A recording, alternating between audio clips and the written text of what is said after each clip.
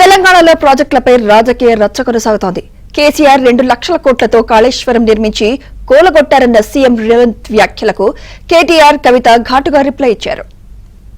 ఈ పాపం నీది కాదా చంద్రశేఖరరావు? ఈ పాపం నీదే కదా? 10 ఏళ్లు వచ్చిన తెలంగాణ రాష్ట్రంలో 2 లక్షల కోట్ల రూపాయలు సాగునీటి ప్రాజెక్టుల కోసం ఖర్చు పెట్టినావు కదా. 1,00,000 కోట్లు కాళేశ్వరం కట్టినావు. 1,00,000 కోట్లల్లా 1,000 కోట్లు మింగినావు. కట్టిన కాళేశ్వరం కుప్పగూలిపోయింది. ఇంతకంటే దిక్కుమాలిన ప్రాజెక్ట్ ఇంకెక్కడైనా ఉంటుందా అని నేను చంద్రశేఖరరావుని అడుగుతున్నా. ఇవాళ మా ప్రాజెక్టులు పడావు పెట్టి మా నీళ్ళేమో రాయలసీమ తరలించకపోయింది, నిధులేమో నువ్వు తరలించకపోయినావు. పదవులేమో నీ ఇంట్లోకి వచ్చినాయి, పాపాలేమో మాకు వచ్చినాయి. ఇవాళ ఈ పాపాలు, ఈ కష్టాలు ఎంతకాలం మేము ఎదుర్కోవాలని నేను అడుగుతున్నా. అందుకే మిత్రులారా, ఇవాళ మన మీద పగబట్టిండు. 10 ఏళ్ళు ముఖ్యమంత్రి ఉన్నాయన, మన పరిపాలన బాగలేదంటుడు. మీరు మాకు అప్పచెప్పినాడు దాదాపు 34 లక్షల ఎకరాల్లో ఆనాడు పంటలు పండేది. 68 లక్షల, మొత్తం నేను చెప్పేది వరి, 68 లక్షల టన్నులు ఆనాడు ఉత్పత్తి అయ్యేది. మీరు అప్పచెప్పినాడు. మేము దిగిపోయేనాడు మరి మొత్తం చూసినట్టయితే ఓన్లీ వరి నేను చెప్పేది, మిగతా పంటలు కాదు. 1,18 లక్షల ఎకరాల్లో సాగైతున్నది. 2,60 టన్నులు ధాన్యం పండుతున్నది, వరి ధాన్యం. అంటే ఎక్కడ మీరు అప్పచెప్పినాడు 34 లక్షల ఎకరాలు, ఎక్కడ 1,18 ఎకరాలు, ఎక్కడ 68 లక్షల టన్నులు, ఎక్కడ 2,60 టన్నులు. ఇది వ్యవసాయ విస్తరణ జరిగిందా లేదా? కాళేశ్వరం పనికొచ్చిందా లేదా? మిషన్ కాకతీయ కమిషన్ కాకతీయ అయ్యిందా?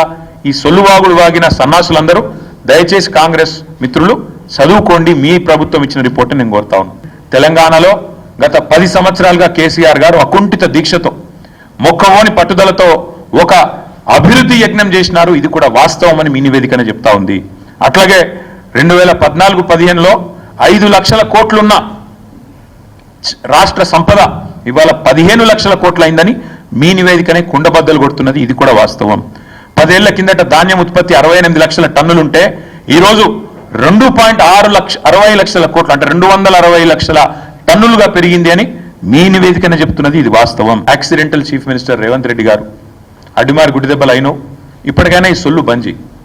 ఇప్పటికైనా తెల్లారలేస్తే కేసీఆర్ని తిట్టుడు, రంకలేసుడు, బూతులు మాట్లాడుడు, దివాలాకోరు మాటలు మాట్లాడుడు, తెలంగాణను శపించుడు, తెలంగాణను తెల్లారలేస్తే దూషించుడు బంజే అని చెప్తా ఉన్నాం.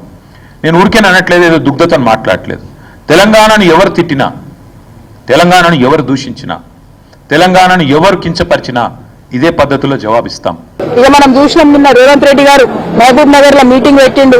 ఆడ అడగోలు మాటలు మాట్లాడిండు. ఇక నోరుంది కదా అని గంపగయ్యాల లెక్క ఒర్రుడు తప్పితే అందులో విషయం ఏం లేదు. అయితే ఇవాళ రైతన్నలకు, తెలంగాణ వ్యాప్తంగా ఉన్న రైతన్నలకు తెలవడానికి నేను ఒక విషయం చెప్పదలుచుకున్నా. ఎప్పుడైతే ఆంధ్రప్రదేశ్ ముఖ్యమంత్రి చంద్రబాబు నాయుడు గారు, రేవంత్ రెడ్డి గారు ఆ ఇద్దరు కూడా ప్రజాభవన్ లో మీటింగ్ పెట్టుకున్నారో, ఆ తర్వాత ఇమీడియట్ గా పోయి చంద్రబాబు నాయుడు గారు నేను గోదావరి నుంచి నీళ్లు తీసుకొని బంకచెర్ల నుంచి తీసుకుపోతాను ఆయన ప్రకటించిండు. నాకు అర్థమవుతున్నది ఏంటంటే ఇది ప్రజలందరూ కూడా నిశితంగా గమనించాలి.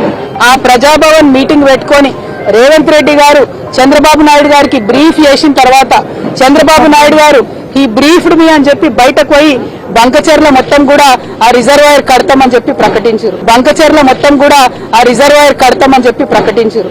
ఎన్ని టీఎంసీలు తీసుకుపోతారట? గోదావరి నదికెళ్ళి 199, అంటే దాదాపు 200 టీఎంసీలు గోదావరి నదికెళ్ళి తీసుకుపోయి అది కృష్ణా బేసిన్కి ఇస్తారట, పెన్నా బేసిన్కి ఇస్తారట. అంటే ఆంధ్రాలో ఉన్న మొత్తం అన్ని ప్రాజెక్టులకు వాళ్ళు నీళ్లు ఇచ్చుకుంటారు. మన దగ్గర గోదావరిలోకి వెళ్ళి 200 టీఎంసీలు ఎత్తుకపోతుంటే ఈ అవగాహన లేని మూర్ఖపు ముఖ్యమంత్రి చూసుకుంటా నిలబడ్డాడు. ఎందుకంటే ఈయన జుట్టు మరి బ్యాగ్తో దొరికింది కదా, ఈయన జుట్టు చంద్రబాబు చేతిలో ఉన్నది, ఆ చంద్రబాబు జుట్టు మోడీ చేతిలో ఉన్నది. కాబట్టి వాళ్ళు ఎట్లా చెప్తే అట్లా చేసుడు తప్పితే తెలంగాణ రైతుల గురించి ఆలోచన లేదు, తెలంగాణ నీళ్ల గురించి ఆలోచన లేదు. ఇది దారుణమైన విషయం. నేను ముఖ్యమంత్రి గారిని సవాల్ చేస్తా ఉన్నా.